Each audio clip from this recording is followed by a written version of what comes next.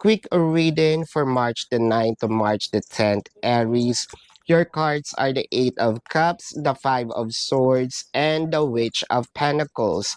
So ang nakikita natin dito in the past days, weeks, months, no, ang nakikita natin parang si person medyo nawawala yung kanyang enthusiasm dito sa relationship.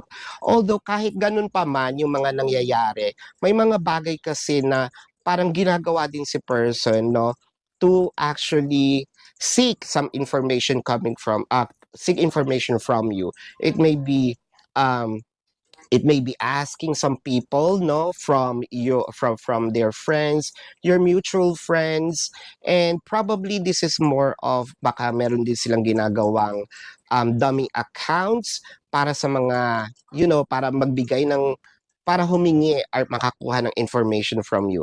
I feel like interesado pa rin naman talaga sila. With the Witch of Pentacles kasi nakikita natin dito na they have plans of probably reaching out or doing some actions to rekindle the love, no?